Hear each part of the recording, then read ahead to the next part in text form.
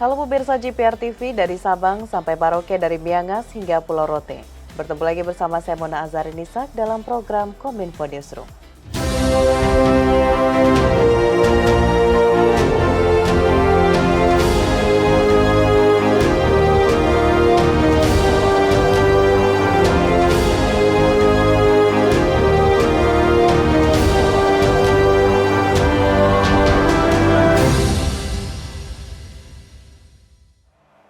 Pemirsa, kita ke informasi pertama. Proses siaran TV digital atau analog switch off telah berjalan di seluruh Indonesia. Kementerian Komunikasi dan Informatika mencatat saat ini setidaknya sudah terdapat 564 siaran TV digital di tanah air.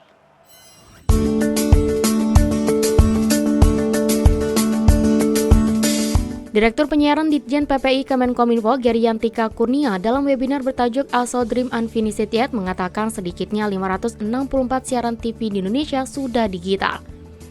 Dengan rincian 500 siaran full digital dan 64 lainnya siaran TV digital secara simulcast atau penyiaran TV digital tanpa mengakhiri siaran TV analog. Dengan begitu, hanya tersisa sedikit siaran TV yang masih melakukan siaran secara analog. Mereka yang masih bersiaran secara analog umumnya adalah TV lokal, komunitas, dan TV milik Pemda. Peralihan ini hanya tinggal menunggu aturan analog switch off berlaku di daerahnya. Lebih lanjut, Geriantika menegaskan analog switch off bisa lebih cepat terlaksana dengan distribusi set-top box untuk keluarga miskin bisa rampung. Sebanyak 5,6 juta rumah tangga miskin di Indonesia akan mendapatkan bantuan set-top box.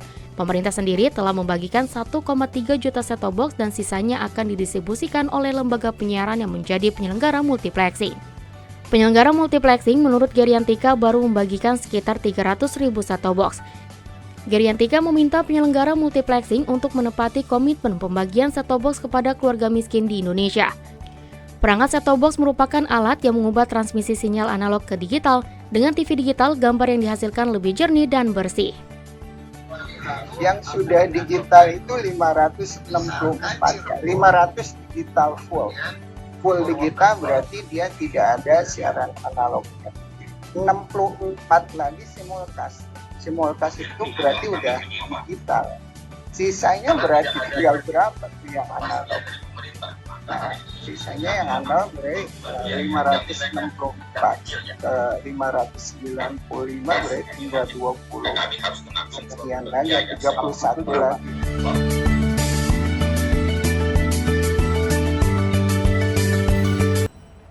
Pemirsa, kasus campak di Indonesia kembali meningkat. Kemenkes pun telah menyusun strategi pengendalian dan pencegahan campak guna menanggulanginya.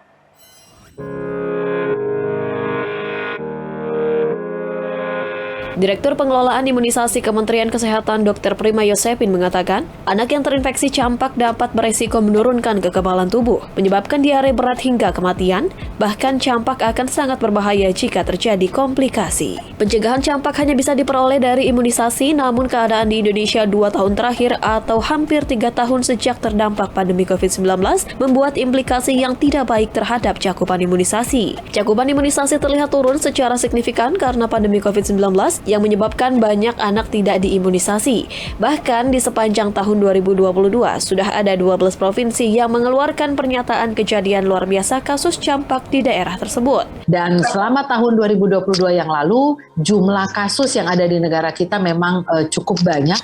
Ada lebih dari 3.000 kasus yang sudah ada, 3.341. Ini yang sudah confirm lab. Kasus-kasus ini menyebar di 223 kabupaten kota di 31 provinsi.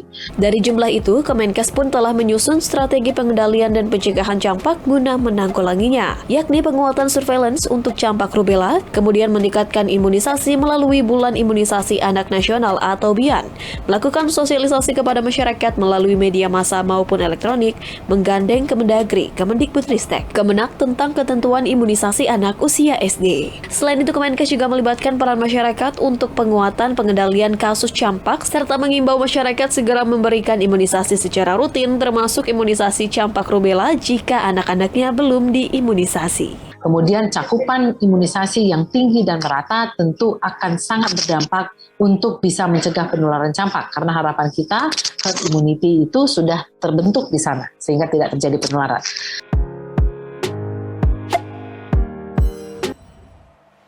Rumah sakit jantung dan pembuluh darah harapan kita kini memiliki teknologi alat baru bernama model CT Somatomdrive untuk mendeteksi kelainan penyakit jantung. Dengan alat terbaru ini dapat mendeteksi kelainan penyakit jantung, baik jantung struktural maupun bawaan, penyakit jantung dewasa, dan penyakit jantung koroner.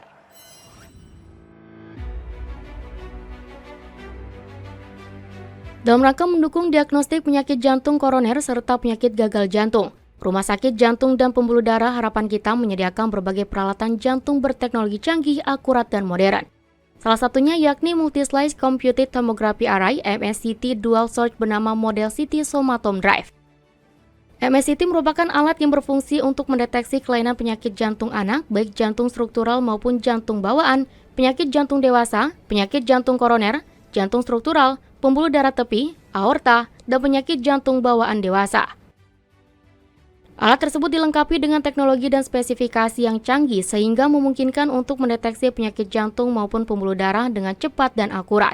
Alat ini pun memiliki kualitas yang sama dengan alat-alat di Eropa, sehingga masyarakat tidak perlu keluar negeri untuk screening jantung dan pembuluh darah. Wakil Menteri Kesehatan Dante Saxono Harbuwono mengatakan, MSCT bisa mengakomodir kebutuhan masyarakat terutama terkait dengan kecepatan diagnosis layanan jantung yang sangat penting bagi proses penyelamat pasien jantung.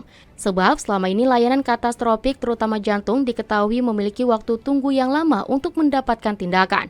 Maka dari itu dengan hadirnya alat berteknologi mutakhir ini diharapkan waktu tunggu pasien semakin cepat. Proses deteksi jadi lebih presisi dan akurat, penanganan pasien juga lebih efisien dan efektif. Kita sudah memberikan alat baru, CT scan dengan dual source, merupakan salah satu yang terbaik di Indonesia. Kenapa ini penting untuk dilakukan? Karena penyakit jantung merupakan salah satu penyebab kematian tertinggi di Indonesia dan merupakan penyakit dengan katastrofik pembiayaan yang paling besar. Hari ini saya melihat dengan sendiri, saya melakukan medical check-up langsung untuk menilai secara objektif bagaimana manajemen melakukan pemeriksaan medical check-up Rumah Sakit Jantung Harapan Kita dan melakukan pengujian alat yang baru dipakai 1 minggu ini supaya benar-benar yakin bahwa alat ini bisa digunakan secara maksimal dan bisa dipakai untuk masyarakat. Dan saya melihat dengan sendirinya bahwa manajemen yang dilakukan oleh Rumah Sakit Jantung Harapan Kita ini sudah baik, sudah bisa mengakomodasi kepentingan masyarakat untuk melakukan deteksi dini penyakit jantung dan pembuluh darah, serta hasil-hasil yang didapatkan merupakan hasil-hasil yang merupakan parameter dini yang bisa dilakukan untuk menegakkan diagnosis lebih lanjut untuk pemeriksaan yang lebih ekspansif lagi. CT scan Coroner Somatomdrive Dual Source yang merupakan salah satu alat untuk screening penyakit jantung koroner yang paling canggih dengan versi mutakhir dan paling mutakhir. Pemirsa, mulai hari ini vaksinasi COVID-19 dosis booster kedua sudah dapat diberikan kepada semua masyarakat umum usia 18 tahun ke atas. Kepala Biro Komunikasi dan Pelayanan Publik Kemenkes, Siti Nadia Tarmizi mengatakan, masyarakat yang berusia 18 tahun sudah dapat vaksin booster kedua tanpa harus menunggu tiket undangan. Pemerintah mengumumkan bahwa vaksin penguat atau booster dosis kedua dapat diterima masyarakat berusia 18 tahun ke atas mulai hari ini tanpa menunggu tiket yang ada di aplikasi Peduli Lindungi. Kementerian Kesehatan menargetkan agar semua masyarakat dalam golongan tersebut bisa mendapatkan booster lengkap hingga booster dosis kedua dalam kurun waktu 1 tahun ke depan. Meski berbagai pembatasan terkait COVID-19 telah dilonggarkan, Kepala Biro Komunikasi dan Pelayanan Publik Kemenkes Siti Nadia Tarmizi dalam keterangannya mendorong masyarakat agar tetap menerima vaksin dosis kedua guna meningkatkan imunitas kelompok. Karena ini adalah kelompok yang rentan. Nah, tentunya dengan adanya varian-varian baru dan adanya informasi-informasi yang kita dapatkan misalnya seperti peningkatan kejadian di Cina ya, apapun juga subvariannya itu, oleh karena itu untuk mempertahankan tingkat imunitas pada kelompok walaupun masih tinggi tapi adanya potensi-potensi dua hal tadi, oleh karena itu pemerintah membuat kebijakan untuk bisa masyarakat mendapatkan vaksinasi booster kedua ini, dan mengingat juga jumlah stok vaksin kita ya masih mencukupi ya. Kementerian Kesehatan mengalokasikan stok vaksin COVID-19 sebanyak 9,3 juta dosis, dengan stok tersebut tersimpan di pusat 7,2 juta dosis dan di daerah 2,1 juta dosis untuk mendukung program vaksinasi dosis penguat atau booster kedua bagi masyarakat umum. Masyarakat diminta untuk tidak lengah dan turut berpartisipasi dalam upaya penanganan pandemi COVID-19. Masyarakat yang bisa mendapatkan vaksin booster dosis ialah masyarakat yang sudah mendapat vaksin primer sebanyak 2 dosis dan suntikan vaksin penguat pertama. Lalu jarak antara suntikan booster pertama dan kedua minimal selama 6 bulan dan perlu dipastikan bahwa penerima vaksin dalam keadaan sehat. Jika sebelumnya penerima pernah dinyatakan positif COVID-19, maka mereka dengan gejala ringan harus menunggu selama 3 bulan sebelum mendapat suntikan vaksin. Sementara bagi mereka dengan gejala akut, jarak tersebut minimal selama 6 bulan. Kita ke informasi selanjutnya pemirsa, Kepala BKKBN Hasto Wardoyo menegaskan, untuk kurangi angka stunting, pemerintah memfokuskan diri memberikan pendampingan kepada calon pengantin. Pendampingan dilakukan dengan mengedukasi upaya yang membuat calon ibu menyiapkan kehamilan yang lebih sehat.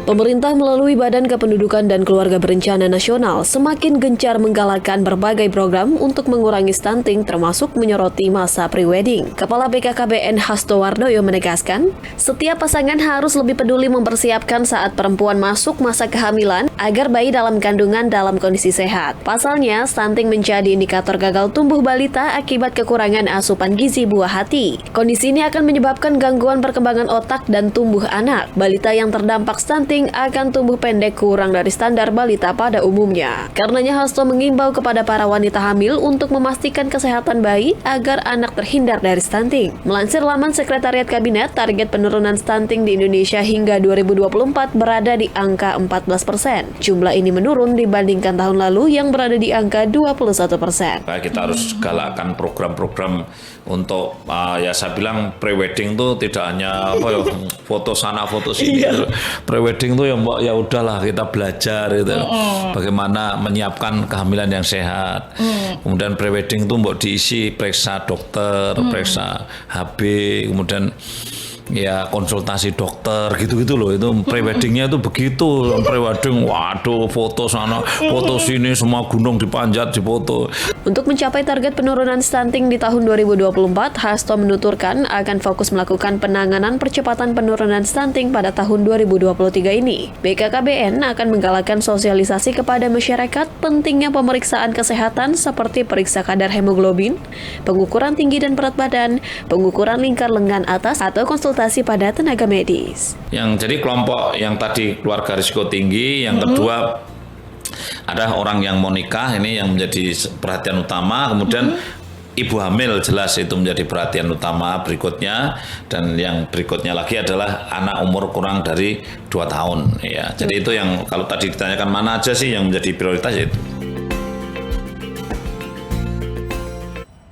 Pemirsa, berbagai informasi lainnya akan kami ulas sesaat lagi, tetaplah bersama Kominfo Newsroom.